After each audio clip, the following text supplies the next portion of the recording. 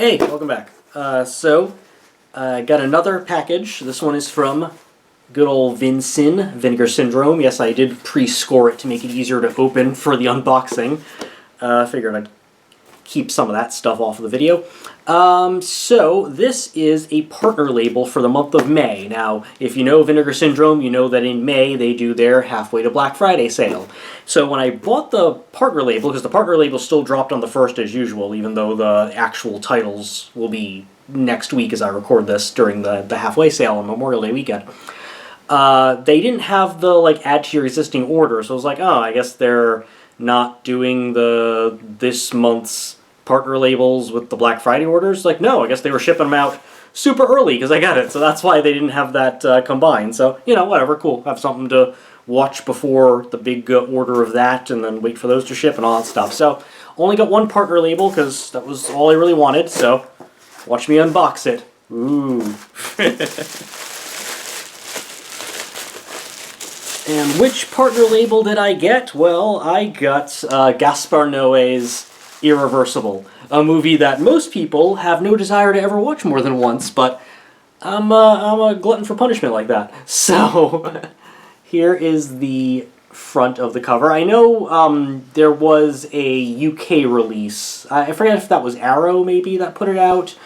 And this is the Region A release here. But in front of the cover, Monica Bellucci. And here is the back of the slipcover there. And then the normal art from the original poster is right there. This does have both cuts of the movie on there, so if you're unfamiliar with the movie, it is a movie that is told in reverse chronological order, at least it was during the theatrical release. The original theatrical release.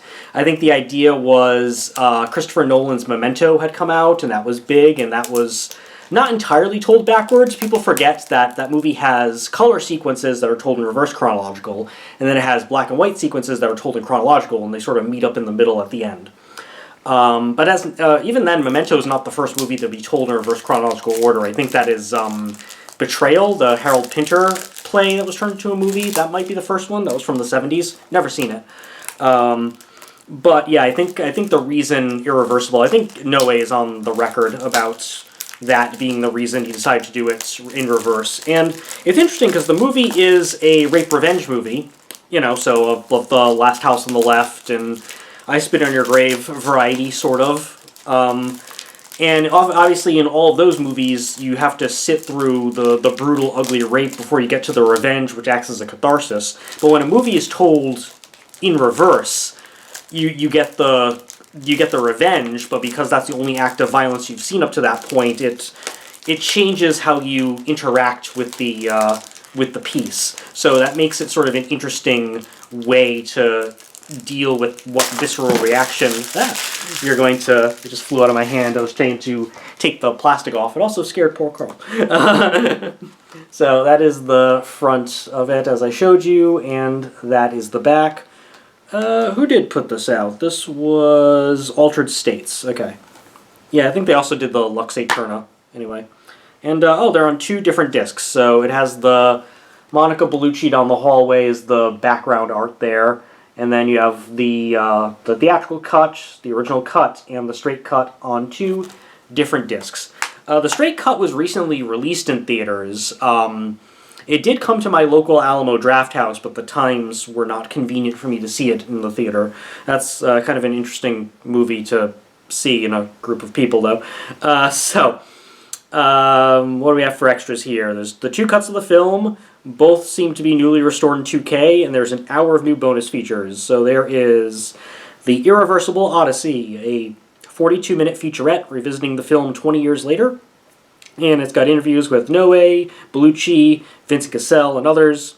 There's a video essay by Alexandra Heller-Nicholas called Time Destroys All Things. A special effects featurette.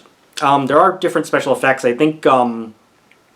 So, the movie is a bunch of segments, and they're shot to look like they're done in one take. But some of the sequences are faked, so they use some digital trickery to make some of the sequences appear that they're one take even though they're not. I think there's also... I think one of the penises is digitally placed and wasn't the actors in the aftermath of the most brutal and hard-to-watch scene of the movie, which is probably what the film is most famous for. 2 music videos by Daft Punk's Thomas Bangalore. I think he's one of the members of Daft Punk. Directed by Gaspar Noé. Lose my voice. Trailers, restoration trailer, and other trailers. So, got a couple good extras there. I mean, obviously the biggest extra here is the fact that you get 2 entire cuts of the movie. I don't know if there's anything...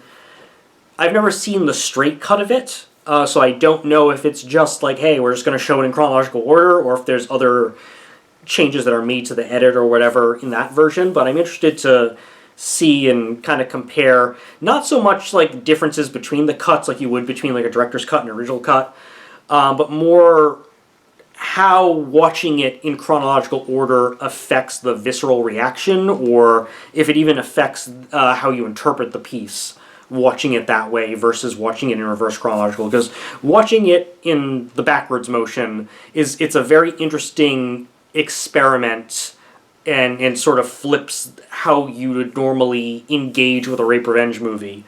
So seeing it original, will it just play as a normal rape revenge movie and sort of lose some of its sort of interesting thematic stuff, or does it have other layers to it? I'm interested to see that. So that's what I picked up. I think this is Region A locked, right? There's no... Sorry, it's red text on black background, which is always the hardest for read. It looks like there is a running time difference between the cuts. Let me see if I can... Sorry if this isn't very visually interesting. I have to use the lamp to see this because it's so fucking hard. The original cut is 94 minutes, and the original cut is 86. So the straight cut, rather, is 86. So it looks like the running time on the chronological cut is actually shorter. Yeah, and it is Region A locked, so it says that. Also, it looks like one of the discs is a BD50 and one's a BD25. Single layer, dual layer. I assume the movie plus the extras on one, and then the other version of the movie is on the other. So, interesting that there's that discrepancy of a running time, though. I wonder what accounts for that. But that's, so just if you want to see that, that was my unboxing of Irreversible.